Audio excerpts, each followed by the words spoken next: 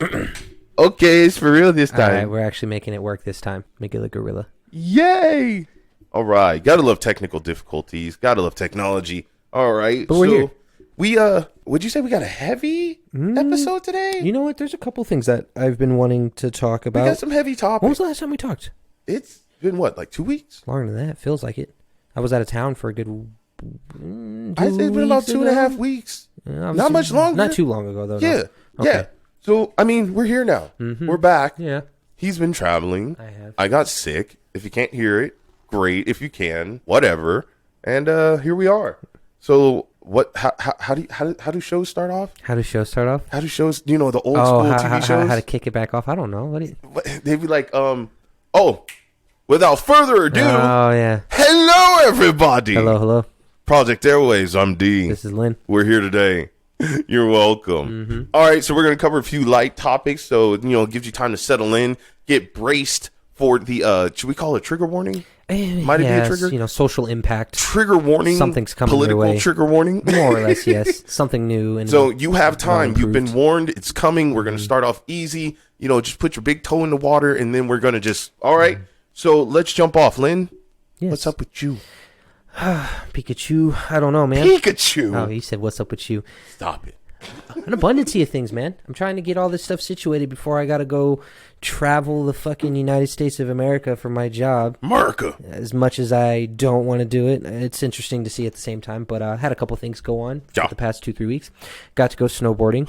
Haven't been snowboarding. Where'd you go? Forever. Where'd you go? Brian Head. You remember Brian Head? Only but goodie, yes, yeah, sir. Exactly. When we so did you actually snowboard? Like, did you actually do it? 100%. Nice. Yeah, I got video and everything. You were Johnny Tsunami? No, I wish. Did Johnny Tsunami snowboard? Yes. Is that what he did in the beginning? He was surfing, then they threw him on the ice, and then back into the water. And he just was so good that he was able to go snowboarding and just master. Yeah, and yeah, that was not Shao Kahn, Shang Tsung. Yes, yeah, from Mortal Kombat. Yeah. Yes. Although I'm glad they cast him. Yeah, he looked like a natural fit. It was just I was waiting for him to steal somebody's soul. Yeah, for Johnny not hitting the waves perfectly, just snatched your the soul is mine.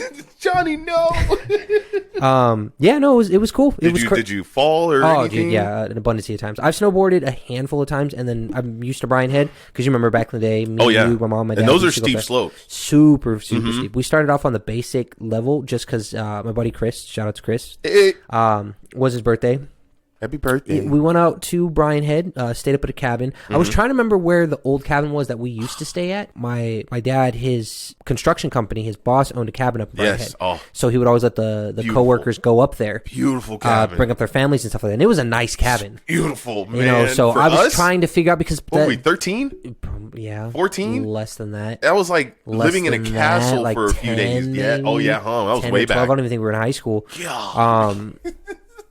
Brian Head, it has the same locations, so it's like anything that is in the vicinity, it's like it's nostalgia. Once I went up there, I was like, oh, all this looks familiar. Yeah. And I hadn't been up there in a long time. Yes. But almost 20 years, yeah? Fuck yeah, you know what? Yeah. Now I think about it. I'm 32. That would have been 20 years ago. Would have been the last time that I'd been up there because that was the last time with my family. Yes, it's been forever. But it was cool, man. Like, it was like not necessarily riding a bike, beat to shit for the next day or so, but riding it's not a gondola. What is that?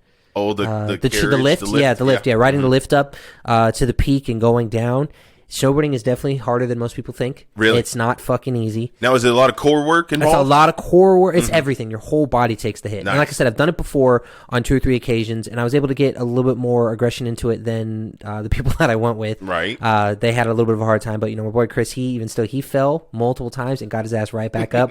By the end of it, it's so physically demanding that your mind. What I was asking him, I was like, "Hey, so how are you doing? How's everything feeling?" Because it was later in the day, and he goes, "My body's telling me no, but my mind is telling me yes." He wanted to keep going, but you when you're going down these slopes, you're pushing probably 20 miles an hour. Yeah. And when you don't know how to brake, a lot of people don't. Right. You just you eat shit. You drop your ass to the ground, or you fall on your fucking knees and you roll. So hitting that terrible powder, and it had just been really windy over here, like 2-3 days before. Horrifically.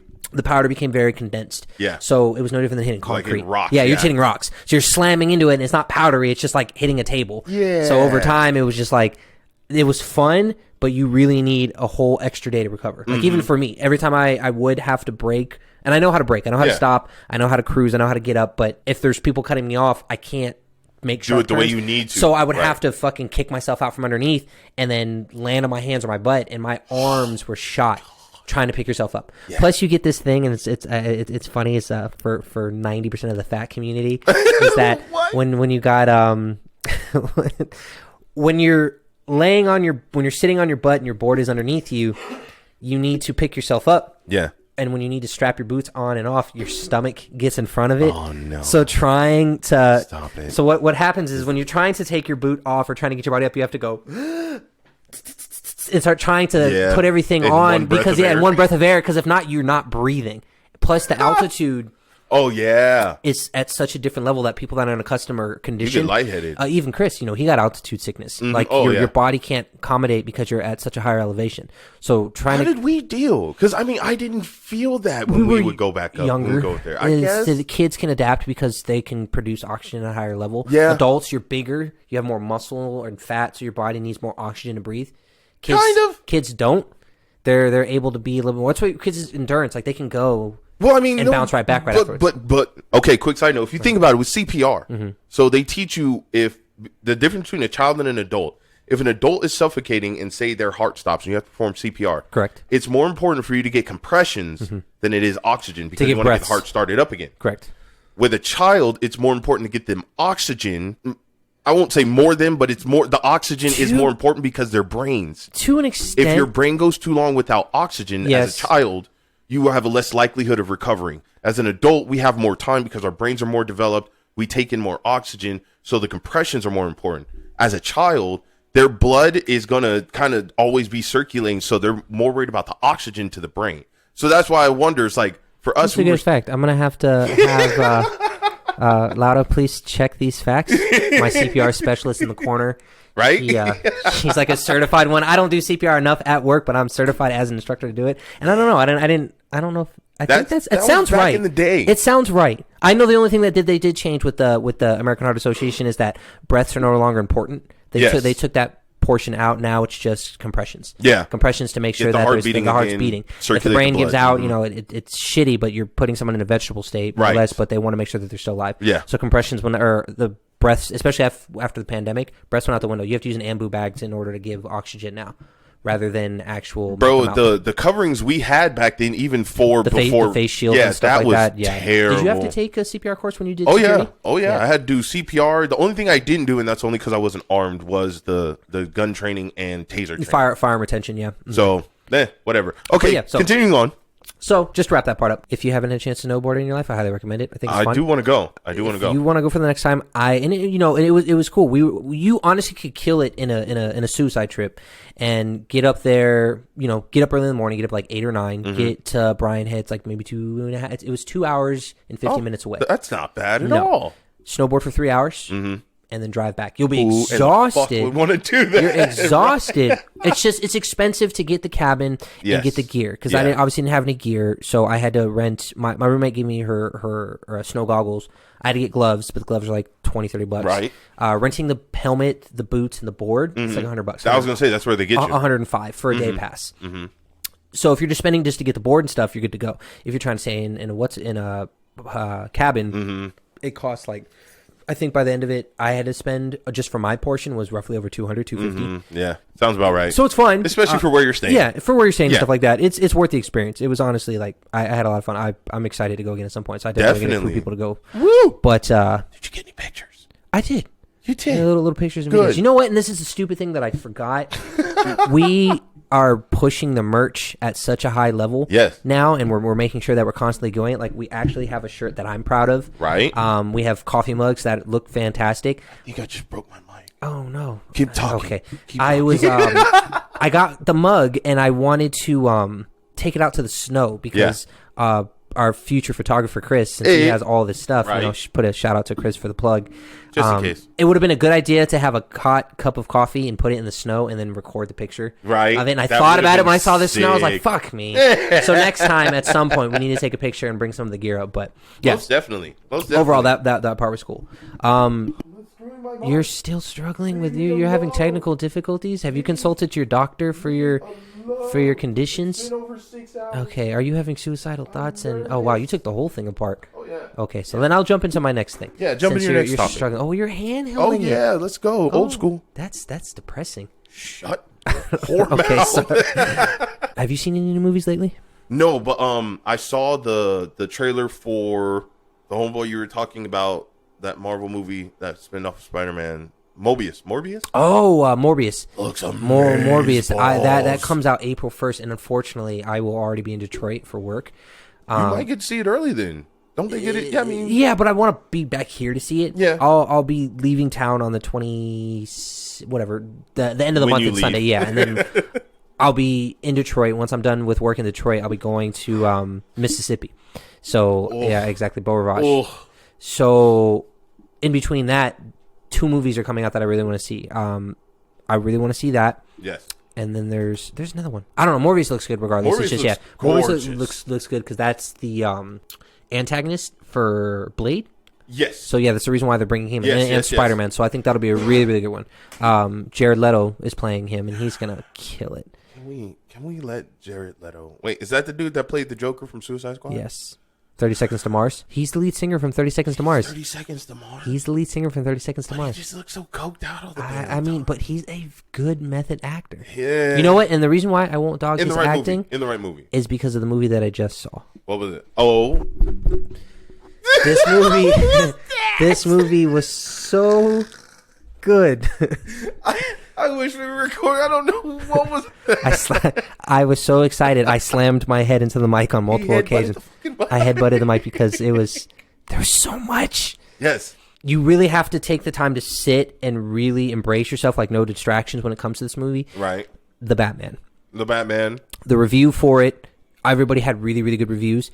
My take of it, DC characters, my favorite character is Batman. Of course. Marvel character, my favorite Marvel character is Wolverine.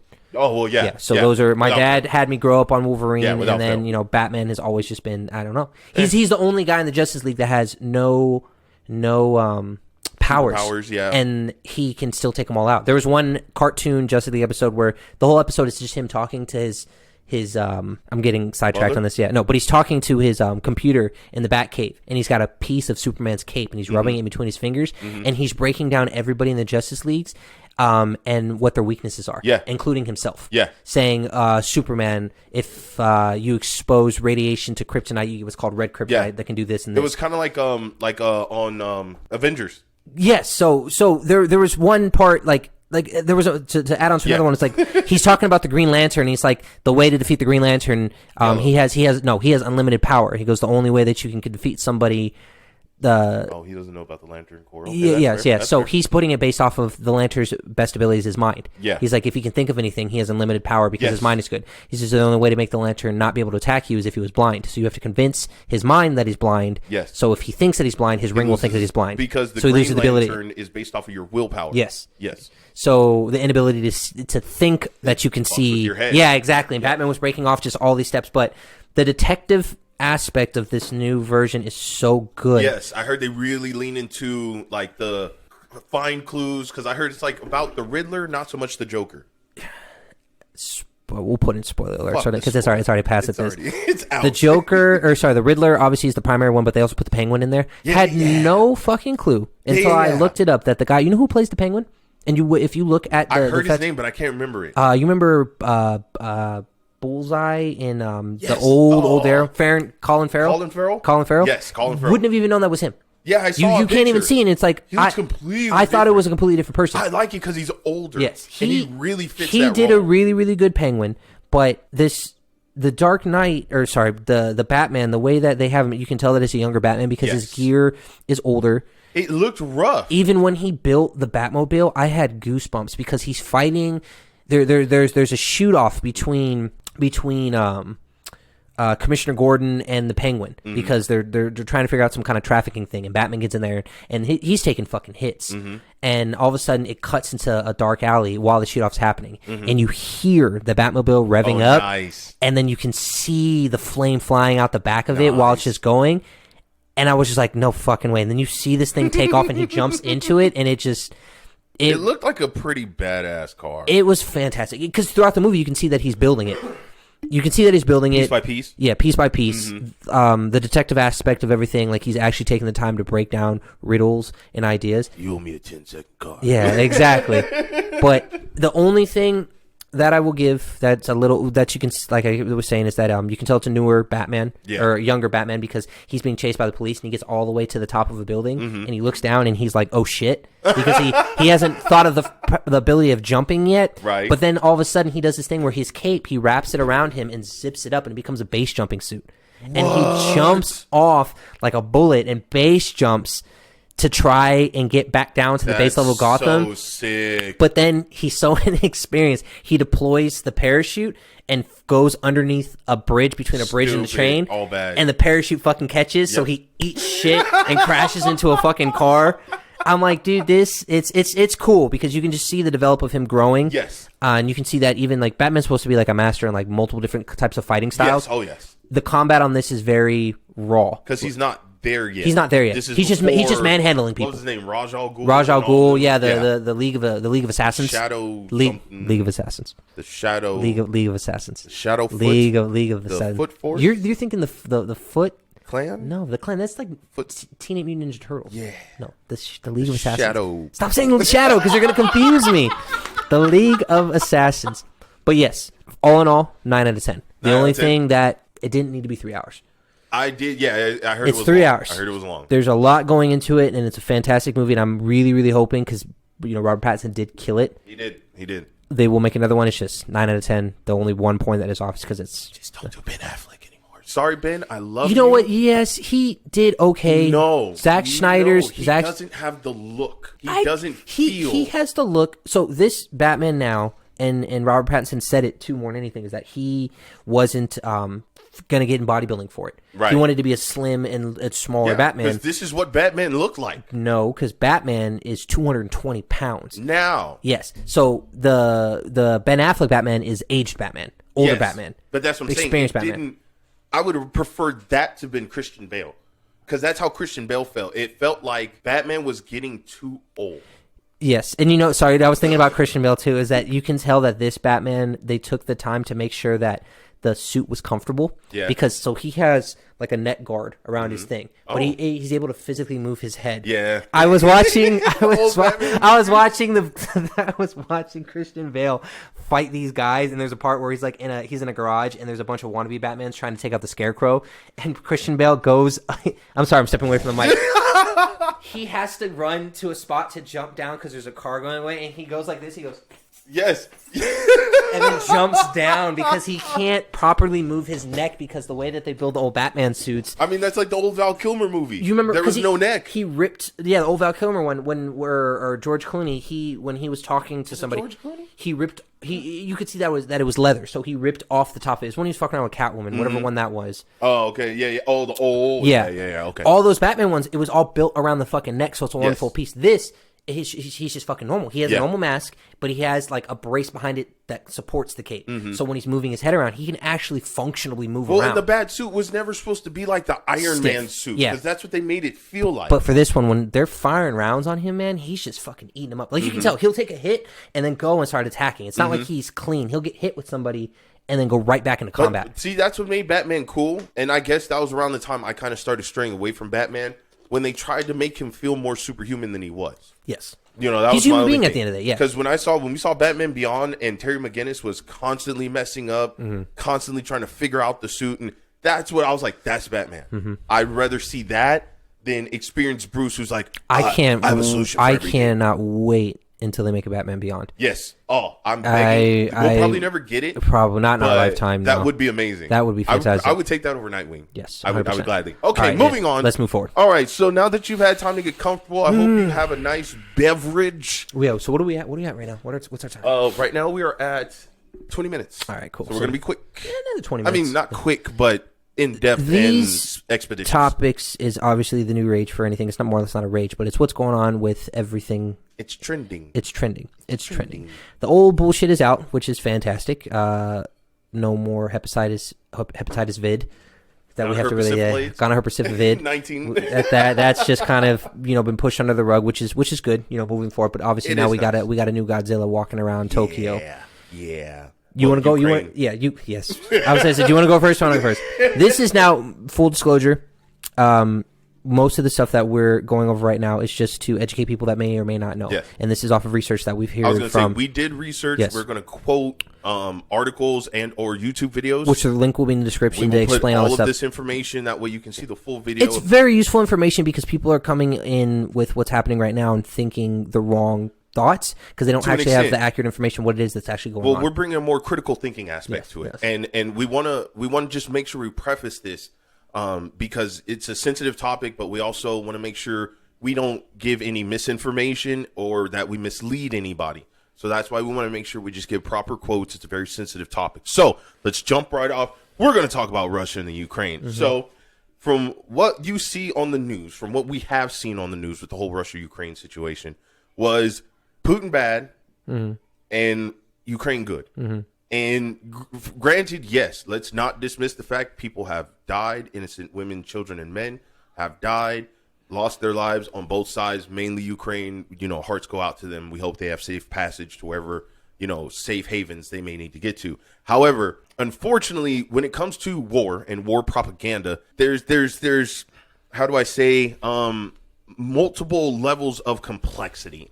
Okay, they're like an ogre, and ogres are like onions. They have layers.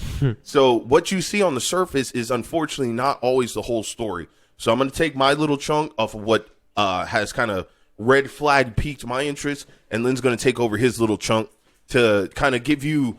We'll try to limit it to what 10 per. We'll try. Yeah. We want to give you multiple perspectives of the situation. So what I have been noticing, and the question I always ask is, when we're going to war with somebody, why are we going to war with them? Of course, Lynn decides to do the dishes when I start talking. Sorry. Of course. Thank you. Why are we going to war with them? What do they want? What do we have? Or what is it that we haven't given them? So with a lot of these things, you have to dig to really get all the facts, because they're not going to tell you this on the news or in big media because they're trying to drive a specific narrative, yada, yada. So one of the things that had come up was the Secretary of State, Victoria Nuland, appeared before the Senate. I'm going to make sure I say this right. The Senate Foreign Relations Committee. And they asked her a very specific question. Let's just get down to it. They asked her, does Ukraine have chemical weapons? Okay. Now, her response was a very light response. Obviously, she didn't, go into any super duper detail about stuff, but it was what she said. What she said was that Ukraine has biological research facilities that Russia wants to get their hands on, and that the U.S. and the Ukraine are currently working together and have been working together to defend these defend is the best word I can think of, to defend these facilities from being taken over by Russia. Now, the first question in my mind is, okay, everybody has a biological research facility. We have them all over the U.S. Every major country has them. It's sick, sad, and twisted, but it's just the way it goes. But my question is, what's in that facility that Russia would want? Because what we've been seeing is Russia is hitting some very interesting spots in the Ukraine. They're going after public locations such as hospitals, schools, apartment complexes, like residential areas. They're also targeting a nuclear power plant. Now, why would Russia want to bomb a nuclear power plant and or destroy the power grid for the nuclear power plant, causing it to potentially overload and or meltdown, potentially causing another and or worse Chernobyl type situation? Why? Like, thinking long term, that doesn't make any sense unless wasn't the first Chernobyl in Ukraine? Where was that at? No. See, you're gonna make me look up facts now. I'm just trying to double check this. I want to say it was somewhere actually in Russia, but let me take a minute to confirm. Edit. Oh shit! I think you're right. Mm-hmm. Chernobyl was in Ukraine. It is in Ukraine. Exactly. I was pretty sure. Very nice. Very nice. See, I know stuff. He's got a wrinkly brain. I know stuff. Yeah, I know stuff. So, yeah, potentially causing another and or worse Chernobyl meltdown, which would just be all around bad for everybody, everywhere, and everything. So, that was just something that really stuck out to me, as well as, like me and them were talking, Russia owns and or has procured a large chunk of our national debt, along with China and some other countries. So when you hear about going to war, there's always more than, shameless plug, just like our Patreon. One of our Patreon levels is called Just the Tip, where it's just the tip of the iceberg, but there's so much more. And that's what you're getting from the news. Just the tip, but there's so much more underneath. So I'm gonna go ahead and, like I said, I'm gonna leave links about this in the description. Russell Brand, really great episode. I'll link that in the description so that way you can kind of get more facts about this. Make sure we just want to make sure you're informed. We're not trying to sway anybody's judgment or anything. Information and facts are key. That's the only thing we want to bring to the table. All right, I'm going to hand it over to Lynn. All right, so my part of it is I want to hit what's going on with here at home. Obviously, everything overseas is... There's nothing we can do about it. No. Even with being in the United States, and like I said, I'll try to not butcher this as much as possible. With us being in the United States, we have a independent person that oversees everything, which is obviously the president.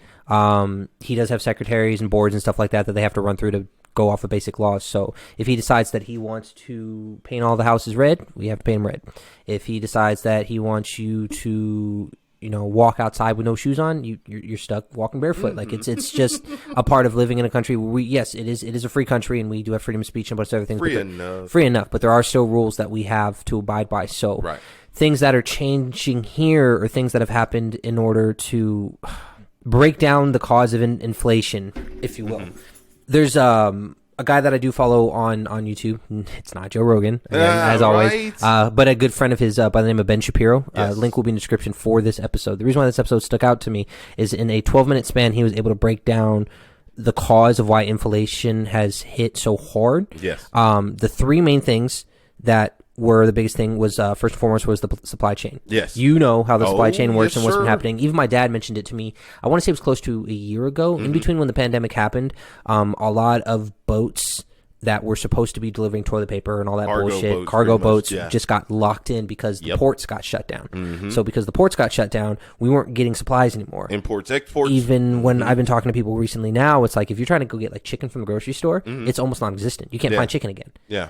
Toilet paper slowly starting to trickle away again. The stores, no matter unless you go really early in the morning where they're restocking, by the time that you get to the store, like I tried to go to Smith's a day or two ago, right before it was closing, like it was like around 9 or 10 o'clock, the aisles are drained. Yeah. And it's starting to give you that PTSD, like, fuck, are we going back into what we've previously been in? What people don't understand is we import a lot of our goods. We import a lot of our goods. A lot. But a big portion of the places that we import from, Russia was one of them. Russia, China. I mean, pretty much all over, from all the other continents, we import everything. Because, China was the no-no spot with the whole Wuhan thing. Right. We stopped using their ports. Now that Russia is becoming a thing, now we sanction them. We sanction them as well. So a lot of these boats that are just kind of floating off in the middle of nowhere, they're trying to figure out where they can bump them around to port them back into the U.S.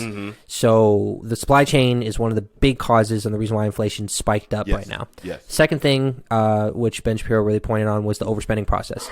During the pandemic, when everybody was unemployed, the government, the FED, the Federal Reserve, started dumping money out just to anybody that needed stimulus checks, unemployment, telling people that they needed to stay home and not get sick and not get paid to do nothing. The people that did work that could collect unemployment were pocketing the money while still working. So some people at the end of this pandemic went in having more money than they did before it. Right, because for some reason they thought we were just going to spend all that. Yes, so with that money getting pocketed, but then not having anywhere to really spend it because you had a lot of these lockdowns where they couldn't go to... You couldn't leave your house. You couldn't leave your house. You couldn't go to the mom and pop spots or go to restaurants to try and eat and stuff like that. But you had to go to big pharmaceutical places like Walmart and Target and stuff like that in order to get things because obviously they're one of like the founding... McDonald's, stuff like that. Yeah, that's considered... What was it?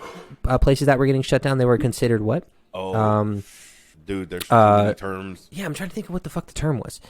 like you're not considered necessary. Yeah. Yeah. Like for security, when I was working in a casino, when the pandemic shut down, the only department that they kept was security and engineering. Management? No, not management. They cut management. Really? Management was the first to go because they were clearing 6 figures. So a lot of chiefs and presidents were getting fired left and right. They were keeping the bottom of the barrel. There was no management in that casino when I was working there other than security. Wow. And even security management, we went from a security team of 5 managers down to 2.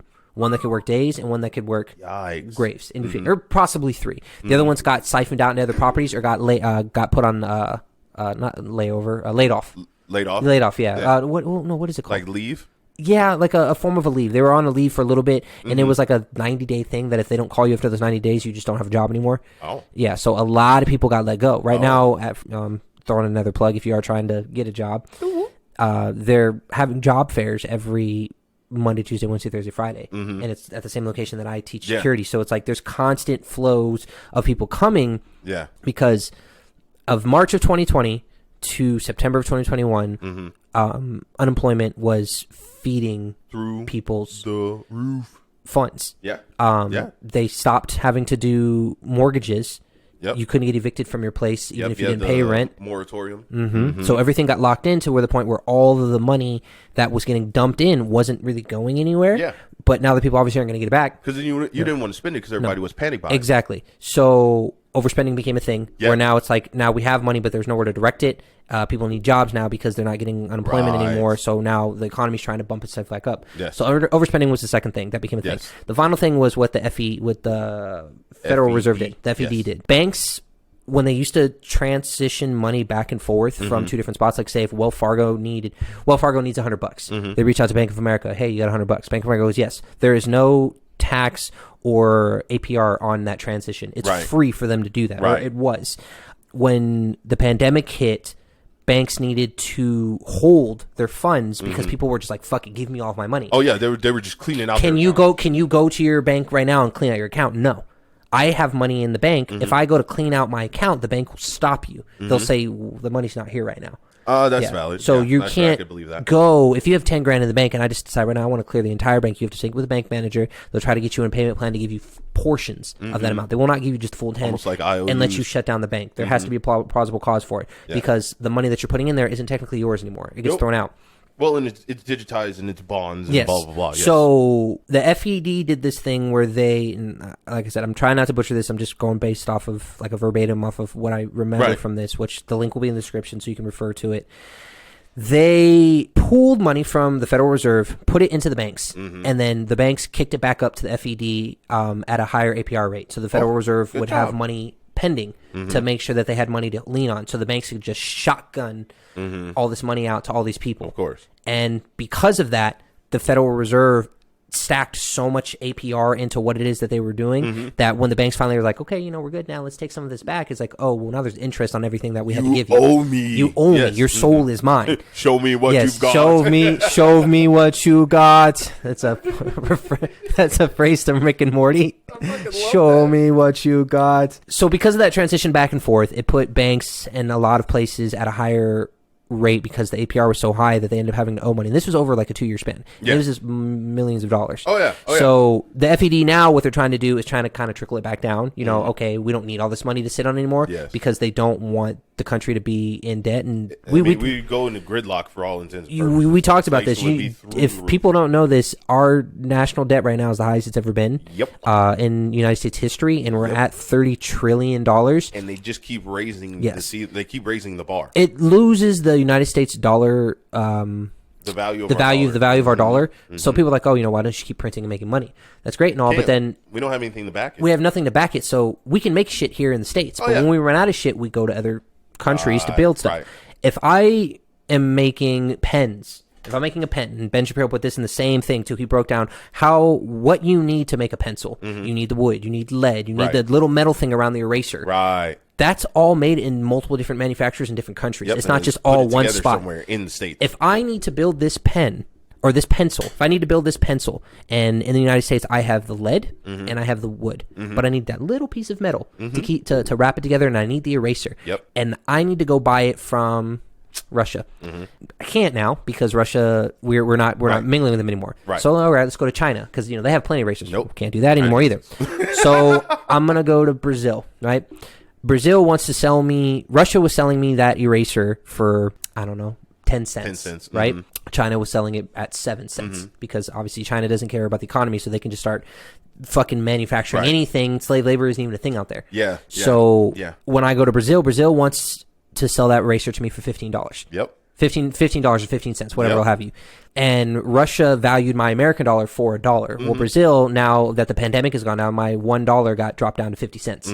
So I'm trying to use that 50 cents to go buy 15 cents worth of an eraser. Does that make sense? You're almost you're doubling. I'm doubling the output of how much money I need to put in for the same piece of bullshit that I bought from a place that I was already pulling from. Because they know you need it. So they're going to jack up the price. Yes. I'm not friends with these people, but I have to get the money so they can jack up the price. And now the value of my dollar went to shit. So the higher we go into debt, the less we can buy out in the real world.